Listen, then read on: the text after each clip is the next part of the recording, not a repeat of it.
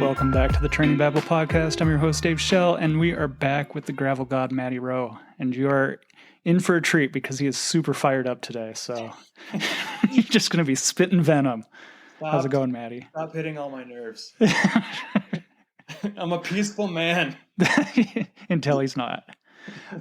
So today we are going to talk about, I recently, and this is kind of the bane of my existence, we talk about it often, but I recently put up a post on Instagram just like FTP is not the only thing that matters. And after a while, like you might not see it change that much, but there's a lot of other things that do matter and that do change and actually might be difficult to record or to measure. And another thing that's come up recently over the last couple of years is this idea of durability. And I was going on a rant about how back in my day, we called it endurance. And then like 5 or 10 years ago, it was called fatigue resistance, and now it's durability. But like at the end of the day, it just comes down to like do the damn work.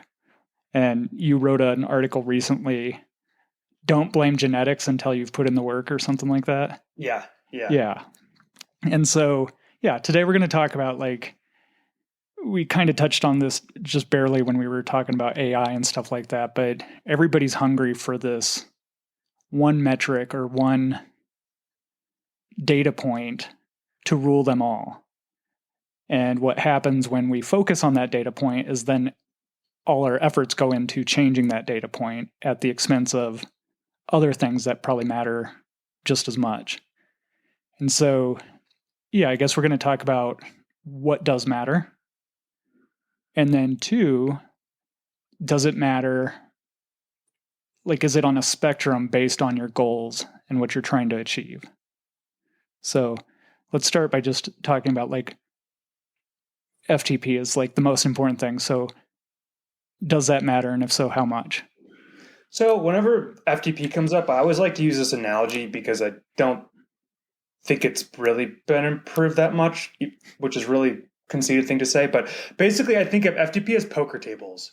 So you need a certain number of buy-in to play at certain poker tables. Like the reason that you're not kicking the shit out of, I don't know, Dylan Johnson or Tadej Pogačar isn't because you like lack some sort of race tactics or you can't eat more than 60 grams of carbs per hour without visiting a porta potty. Like the reason is you can't, like metabolically for your weight, you can't put out enough to pay the ante to be at the poker table with the high rollers. Like that's the reason. And so all of this discussion, which is, I mean, you're old as shit and I just turned older, Dave. Like I've seen this cycle of like FTP is everything, FTP is nothing. FTP is everything, FTP. And I swear to God, it's just amnesically based where like the entire training zeitgeist, like somebody puts out something who's prominent, puts out something clickbaity saying like, hey, this is everything. This does have like all the explanatory power. Yeah. And then it goes out of fashion and then people forget about it except fringe characters like ourselves who sit in the sidelines and stew about it. And then it comes back online again. And then and so this is just another iteration of that. Well, and I agree with you 100% because like I talk about it all the time. Like, so I started becoming interested in training probably around like 2003, 2005 and started coaching in 2010. And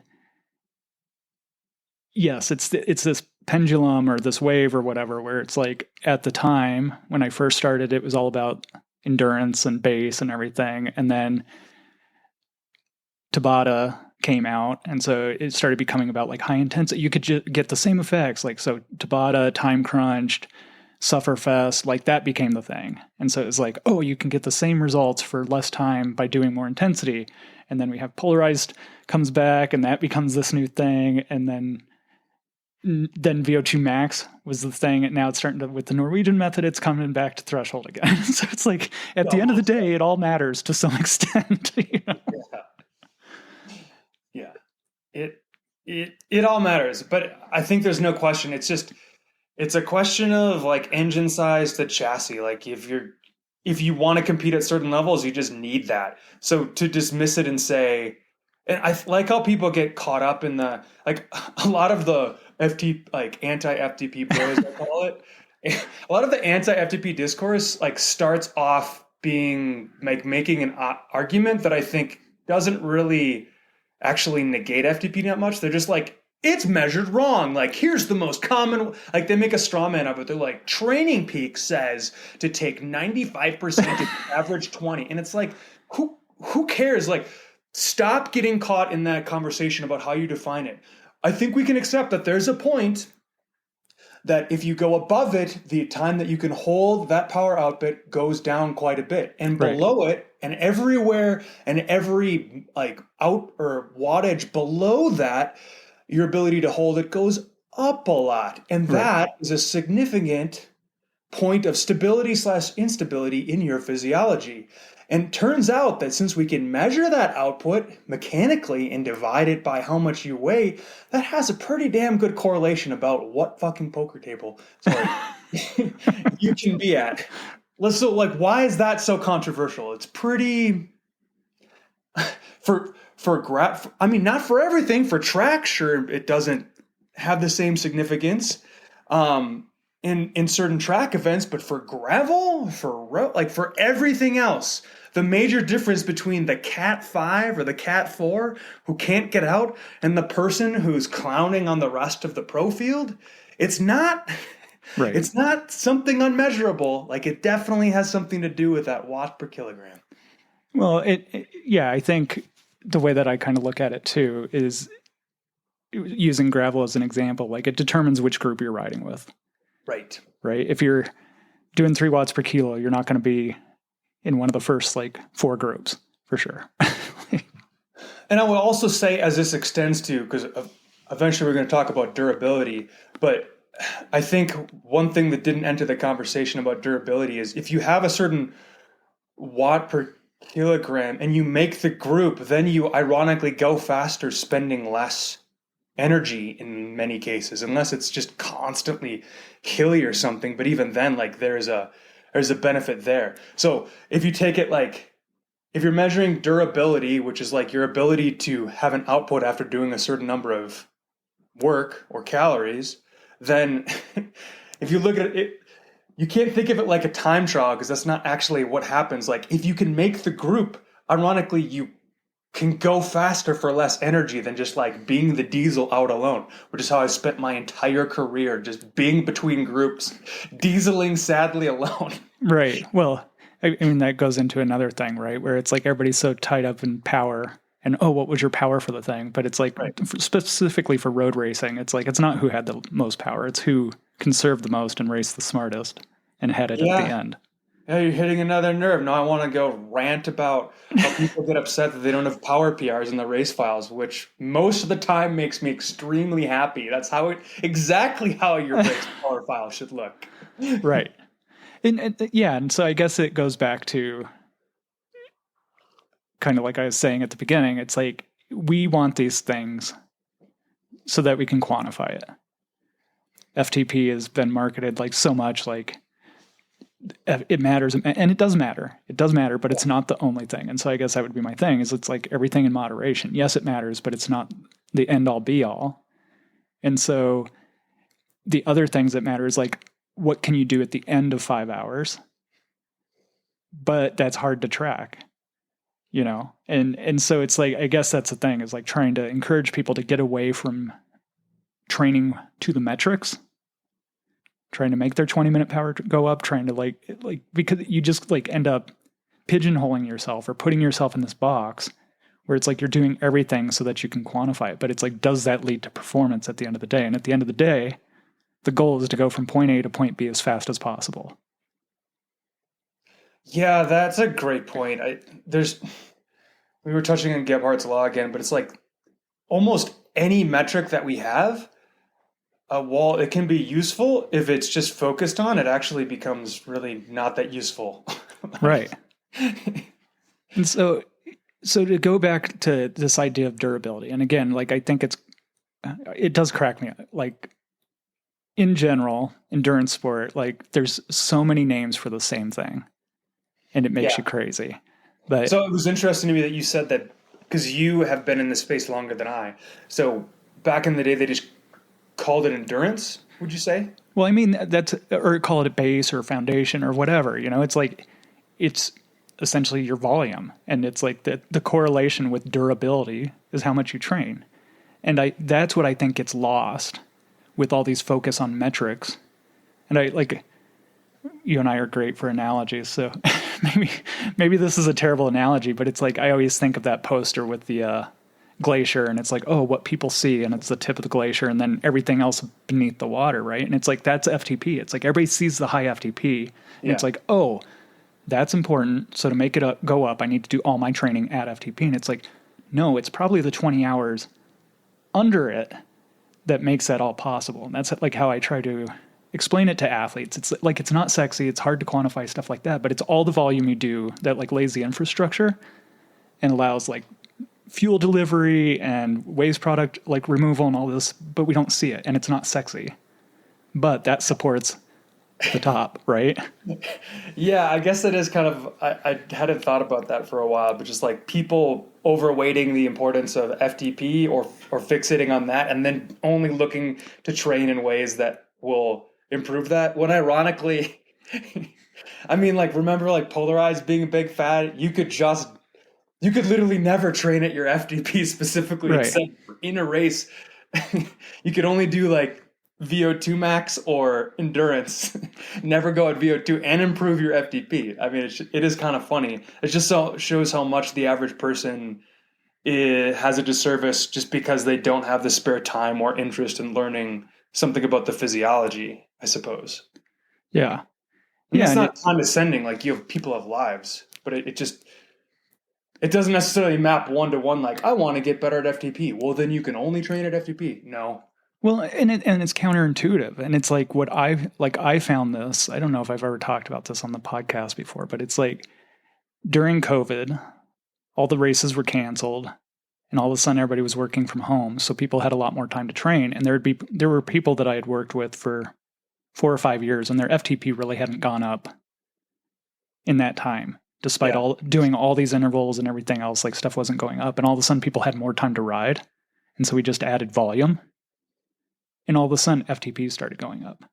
And I saw it with myself. Like the highest number I've ever had was when I was doing the most volume. And so it's like, and I wasn't doing any threshold work, right? It's like all I was doing was like riding a lot easy. And then I'd go knock out a 20-minute effort and be 15 watts higher than when I was doing a bunch of threshold work. So it's like, can't wait for people to take that out of context and abuse it. It's going to be So put the disclaimer in there. What's the consult your physician before you follow this. You can just feel the extreme behavior originate from your statement.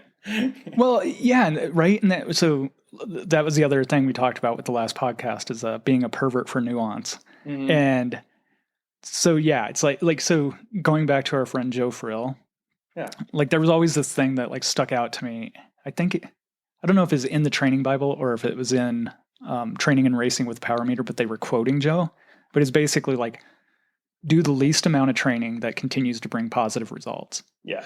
And so I think that's where people get lost is like, especially if you're like busy and have a family and everything and burning the candle at both ends. It's like, oh, I've got to like cram every available moment with more training. And it's like, no, it's only productive if you're recovering and adapting to it. So it's not just about the volume, it's productive volume.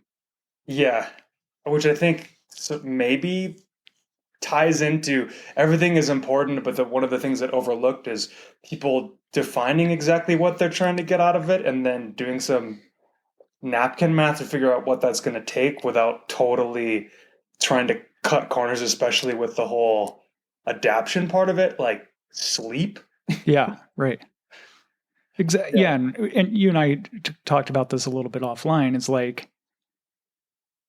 this is a talk I've had with lots of athletes, and it's like everybody has their stated goals, but they may not appreciate like what it takes to get there. And like I'm friends with Leah Davis, the Olympian, right? And it's like she's talked about it too, like how much sacrifice it takes, and like all these things that you have to do to get there. And a lot of people don't see that. And so it's like, just like being honest with yourself, like how much are you willing to give up? And it's almost like a dirty word, right?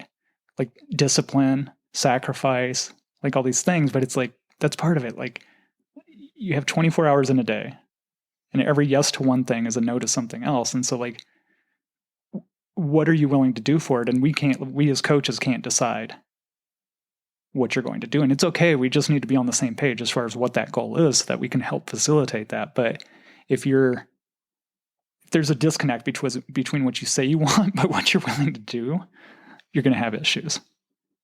My God, like so many mental side quests while you're bringing up this topic. As your eyes roll back in your head.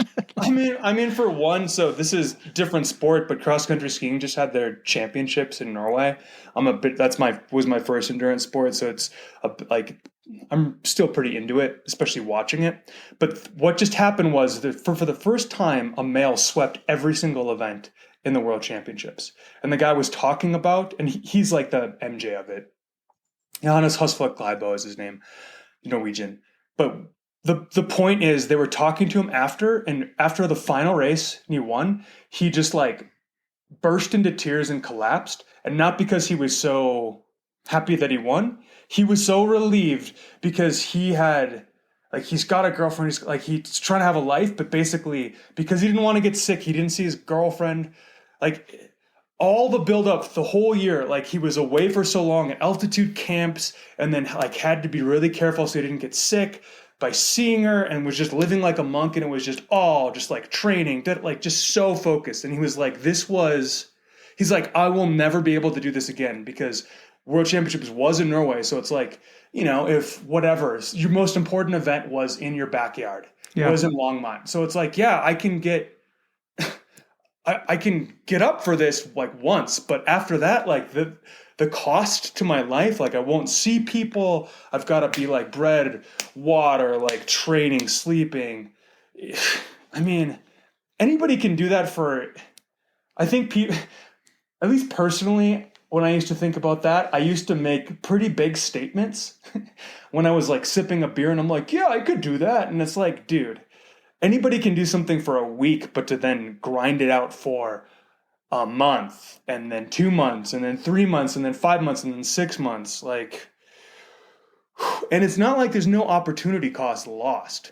Like you are not only, I mean, that's just the stuff, when you give up something for a big goal, and then, the higher performance goal, the bigger the goal, the more you have to give up, the more you have to align your life around that. And it's going to cut in ways that they seem like they'd be dull initially, but it's sort of like, no, you're not going to go to the random barbecue. Well, guess what? Like your future husband or wife could have been at that barbecue, but you don't know. You just know that you have to go to bed at 8. Yep. And you can't even have fun and watch a show because now that blue light right before bed is going to take your HRV, which you're keeping track of. So you have to read a book. You hate reading, but you got to do it anyway. It's just like people don't understand the real weight of what these athletes do. They just see the results and they're just like, oh, that's really neat. I think I could probably do that.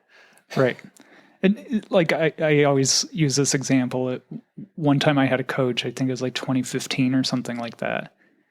And I want to say I stayed with them for like 6 months or something like that. But it was like I was doing I was still a triathlete, so maybe it was 2015. But it was like swim in the morning, run at lunch, and then I'd get home and I'd do like a 2 or 3 hour ride on the trainer. And I did that for 6 months. And it's like my daughter would be upstairs watching TV by herself, and I'd like dealing with so much guilt and everything. And so it's like I had my first race after having worked with them for like 6 months, and it's like my results weren't wildly different. And so at that point, I just decided like, and if I would have continued on that, because I think that's the other thing that people lose sight of, is like everybody wants quick results. And I talked on a podcast recently about it where I've been working with this lady for like 4 years. And the first 3 years, it was like slow going. We didn't see a lot. And all of a sudden, the fourth year, it's like huge jumps, right?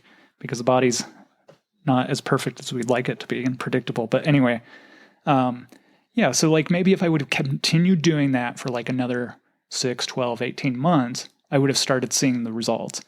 But I had already I wasn't willing to, like, it wasn't worth enough for me to sacrifice the time with my daughter and wife and stuff like that, right? And so, yeah, I think it just comes down to like, 1, how bad do you want it? And 2, what are you willing to do for it? Yeah, and what you're willing to give up for it can be pretty grim. Yeah. And yeah, Joe, like also in one of the books, right, he talks about, gives this anecdote about like this guy who stands up and says that he lost his wife and like, like lost all these things, but he has this buckle to show for it. And Joe asked like, well, was it worth it? And the guy's like, yeah. And Joe's like, well, to each their own. Yeah. It's like great. Yeah. Yeah. Yeah. To circle back to something you said that also almost made me burst out involuntarily. You're talking about stated goals. I actually have found, I don't know if you found this, I've actually found that I'm often uh, held to their secret goals, to athletes' secret goals. And I will, so much so that this year I've remembered the pattern and asked people late January, early February, do you have any secret goals that you're secretly assessing me about, that you're trying to move toward but don't have the balls to express or haven't thought of? Yeah. And it was one of the most, I put this in my weekly review email, and it was one of the most responded to questions that I had. Like, okay, I know I said this, but it's like, wow, that's what you're really secretly hoping for? Like, 100%, right? And like, yeah, I had Carrie Cheadle on at one point, and we talked about goals and stated goals versus secret goals and stuff like that. And like, it's funny that you say that, because yeah, I've gotten to the point where I'll check in. Like I have a list of like what their goals are, what their races are and stuff. And then like after 2 or 3 months, I'll check in and like, are these still your goals? And I would say 90 to 95% of the time, they're not. Like things have changed. yeah, I also think it's part and parcel of how we're programmed in many different ways in life, which is we see high performers, we have certain stories we tell ourselves. It could be about relationships. The easiest analog for me is like, you grow up watching Disney and you think that's how your relationships are going to go. You're going to find the one, you're going to meet them, and then you're going to be happily ever after. Like, if that's happened to you, I'm happy for you. But for the other 99.999% of us, it's a lot harder. And I think the core of that fantasy is people want to put in some work for sure, but they also want like disproportionate results. They want a little magic to happen. And I've seen this in myself, and I've seen this with training. Like, they don't want to state those goals, but they always want to have some room in their heart. Like, maybe if I train 5 hours a week, maybe I'll beat Keegan. Like, because I'm so special. And like, this will be my, I'm a misunderstood genius. Like, I'm a misunderstood talent. Like, but I don't need to do all that work. Like, maybe it'll just happen to me. So it's like this, but I see that so often. Like, people don't want to express it because they want to have that little bit of daylight between what they're doing and their fantasy, and may leave the door open for that to happen. Maybe. Yeah. Yeah. Right. I think it's an out, right? I could do that if I just changed these little things, or if I hadn't done this or something like that. But yeah. So like we were talking about this offline, and we kind of like, at the end of the day, what matters. And I think this is where this kind of stemmed from, is like, everybody gets hyper focused on one thing. We all want the one thing. And it's like, oh, okay, if you just tell me, and like, I'm kind of guilty of this too, but I think it's because humans, our brains can't hold a lot of ideas all at the same time, right? Like 3 is kind of good. We get beyond that, and we really start to struggle to hold concepts. And so for me, it's like, I do like, okay, well, what are the 3 things that matter, so that we're not trying, because I also think that's the other thing, is if everybody's trying to focus on everything at once, then nothing's important. And so it's like, okay, let's identify the 3 things that matter right now, and so we talk about like, what are all these things that matter? And at the end of the day, it's like going fast. And so aside from FTP, you need that to like you need to pay the ante to play. Yeah. So then what are the other things that matter in race success? Oh my God. In race success or to durability? I mean, both. Okay, I have a macro for this. Okay.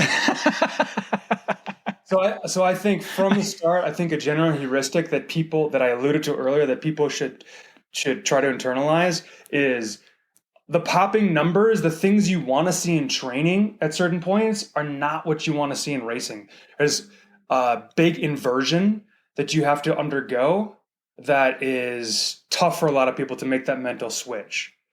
Like, and the number one thing that I see, if I had to boil it down to two things, it's more people would race above their head if they went into a race assuming they were one of the weaker people there and they ate their face off.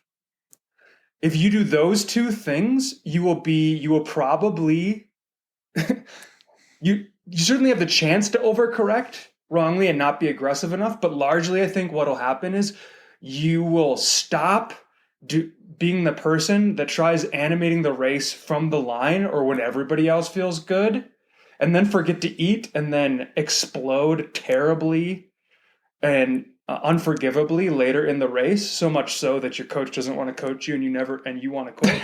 Like, just do enough to sort of like stay up close and just hide behind people for a while and eat your face off. And I guarantee you, if you just had that strategy for an entire season, you would definitely miss some opportunities because you weren't aggressive enough. But you would also probably find yourself in positions that you didn't even think you had the FTP to be a part of later on, just because you didn't roast every single match you had while forgetting to eat because you're too busy breathing through your beehole. Like, does that track at all? The reason I say it and I feel so strongly about it is because people need simplicity. And I think that's a good starting point for a lot of people. Well, you and I did a podcast on this, I think last year or maybe the year before, but the Gravel God's Guide to Gravel Racing, and that was a big part of it. Is just like, yeah, I think, and it depends where you're at in the race, right? Like but using Unbound as an example, the majority of people there are there for a individual time trial. They're seeing how fast they can make it across 200 miles. Yeah, you know.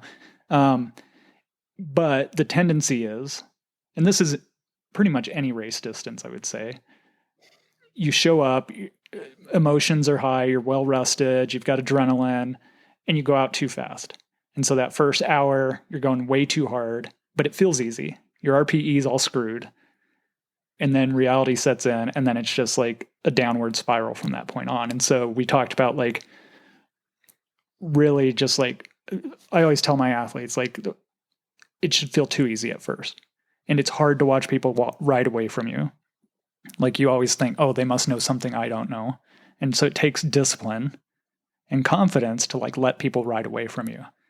But 9 times out of 10, those are going to be the same people you're passing at the halfway point and like 2/3 into the race. And it's a way better feeling to be like riding past people and reeling them in than riding backwards.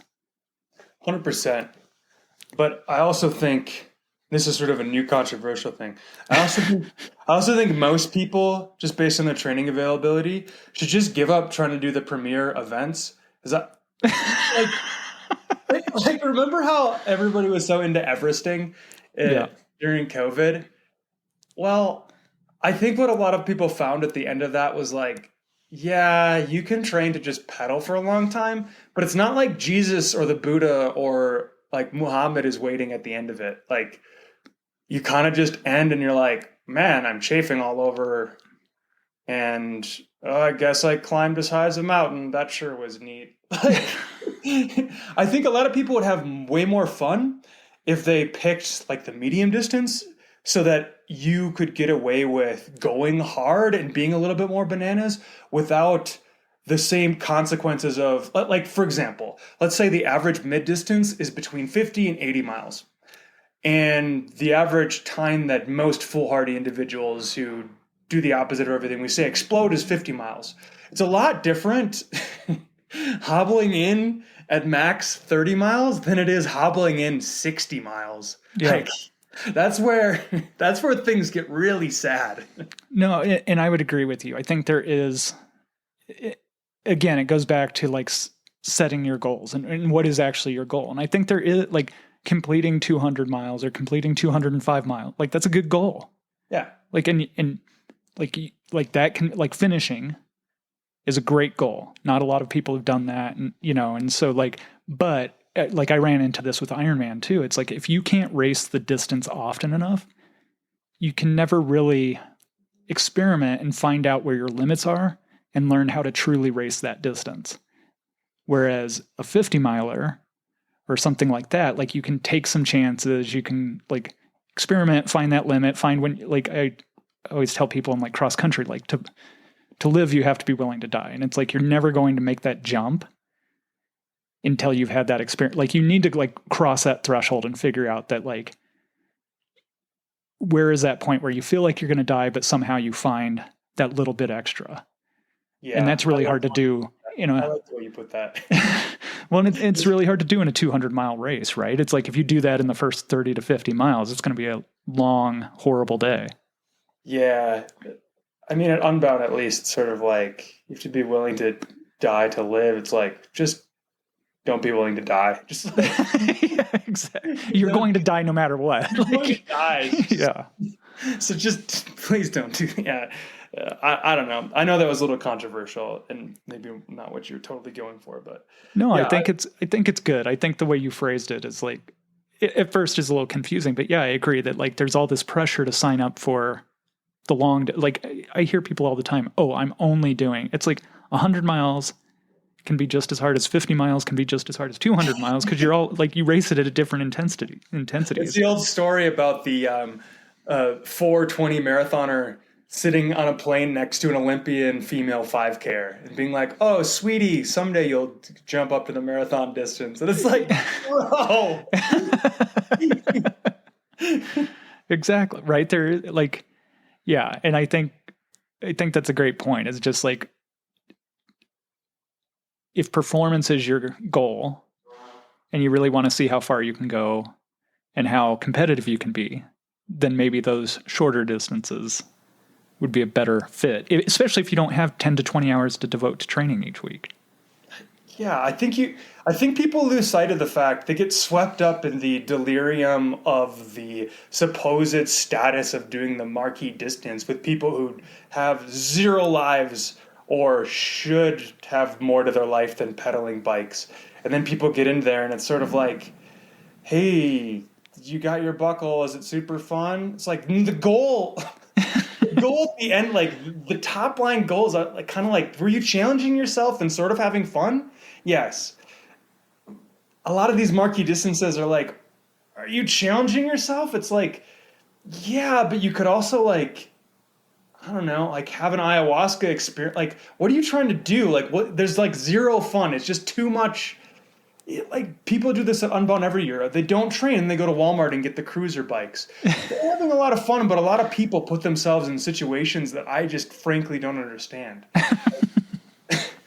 Like there's different resources and outlets for you. One is called therapy. Like another, like, there's a lot. Yeah, there's just a lot of things, and I know people can have their reasons, and they don't have to be mine. But yeah, I guess my only thing is, because one of the things we were talking about offline before is just this mismatch between people's goals / performance aspirations, stated or unstated, and what they think that takes and what they're willing to do. And another huge victim, because training is inseparable from the ecosystem of your life, is your relationships. And that's where I think that's what actually really can upset me on some level, especially people who will set these high goals that they don't really have time for, and then they're taking away from relationships, especially super important ones like their kids or their significant other. Right. And then, but on the other hand, because irony is such a big thing in cycling, then they'll go to the race and be like, well, I don't really care. And I find that so offensive.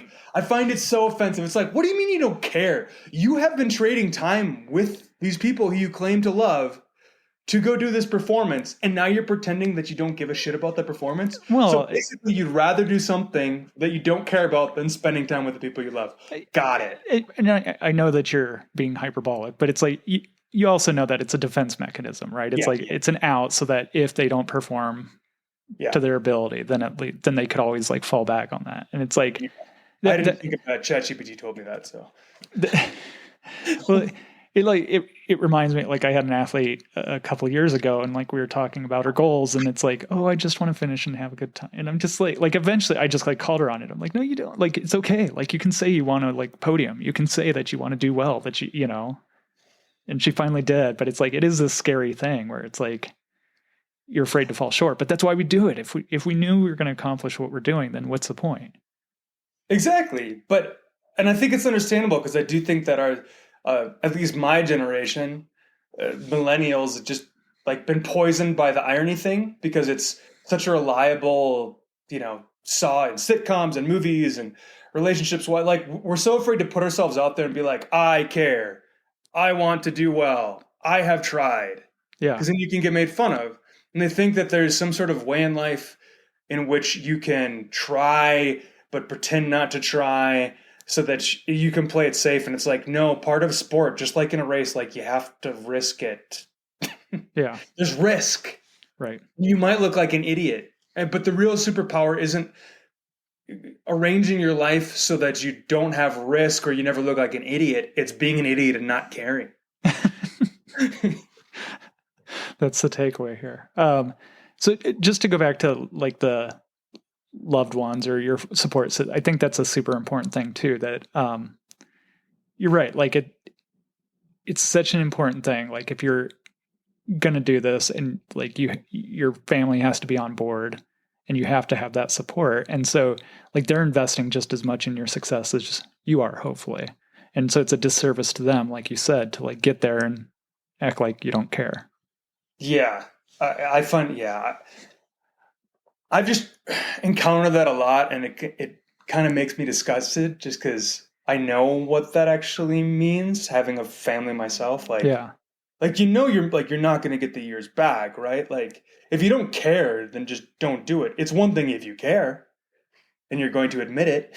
Yeah. But don't spend, like, I think I'm not sure if I ever posted this, but I actually ran the math on it. Because if you put dollar signs to things, or like opportunity cost, it makes the conversation a little less emotionally charged. Like, I like to make things all the time, and more and more black and white. Like, and any way you run it, even if you're conservative, the opportunity cost expressed in dollars is just, it's absolutely insane. Like, there's nothing that, like, for example, if you want to trigger me, just come up to me and be like, yeah, I race bikes. It's just my hobby, though. It's like, no, it's not. There's no hobby. Playing Uno is a hobby. Yeah. Like, cooking on the side is a hobby. Dedicating most of your free time in the weekdays and the weekends and all the money you spend, that's like clinically that's a form of dysmorphia. I don't know what kind of dysmorphia, but it's a new word. I'm taking offense at the moment. Good. You should take offense. So to kind of bring this to a close here, like, we've talked about a lot of different things. Oh God, yeah. But besides talking about the FTP, like, what actually matters, and we're not talking about metrics or anything, but I think like we have touched on a lot of different topics here. But I think at the end of the day, what we're talking about is like, for success, if you want to be successful at this, like, what are the things that matter, and what should you avoid? I'm just going to claim that if James Clear and Nate Wilson could mate and have a baby, it would, like, I think success would look something like that. I think it would look like James Clear. I'll explain the synthesis here. James Clear is all about systems versus goals. I think if you're systems and process oriented, then eventually, like, whatever you're going to be is going to happen. And I think what Nate was always really good at was making you systems focused and never getting too lost in one metric or trying to prove anything all the time. And over time, it's just kind of There's just something sort of unstoppable about it. And it's not like in the moment while you're doing it, it doesn't always feel as emotionally dramatic or gratifying that way, in the way that your ego likes to see improvements, or like maybe the cheap thrills of like doing an epic workout. Yeah. Or always knocking off your goals on your timeline. But over time, like, you can't even imagine like how much, like, in the moment you'll always feel like you're not getting anywhere. But if you step back and look at it, you're like, oh, I used to be like, my threshold, my all day endurance pace is like pretty close to what my threshold used to be. That's nuts. Yeah. Yeah. And again, it goes back to, I think that's a great place to kind of end there, is it like goes back to this thing where it's like, if we're hyper focused on one thing, we lose the forest for the trees, right? We're so in it, and we're so focused on like making this one number go up at the expense of other things. But it's like really taking a step back and seeing, like, I always tell people, like, I'm looking for a general upward trend to the right. Like, and it's not always going to go up. Like, sometimes it'll like go down, sometimes it will be flat, but it's like over the course of years, I want to see that keep going up. And I think that gets lost where, like I get pounded by emails from Trainer Rowe telling me that they'll make my FTP go up 50 watts in 6 weeks and stuff like that. Have you tried it? I've just been on it. It's gone up like 70. It's crazy. Well, there you go. Yeah, but it's like that's what we expect to see, right? Is like we're sold this idea that like things are going to happen really fast. And I guess when I talk to athletes, I always tell them that what I'm trying to sell is this like sustainable, long-term fitness versus short, shallow fitness.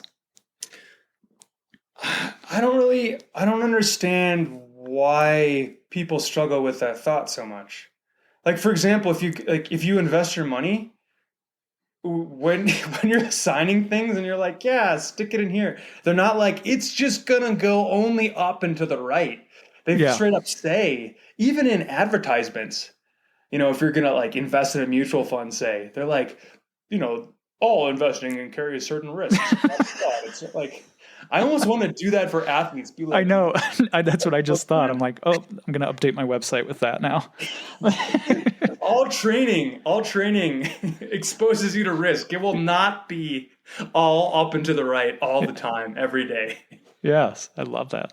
That's a perfect. And so at the end of the day, and it's funny, like, here we go. This is the perfect way to tie this all together. I read a book recently called The Psychology of Money. Ooh. And basically one of the things it talks about is like the people that do best in the market are the ones that have staying power.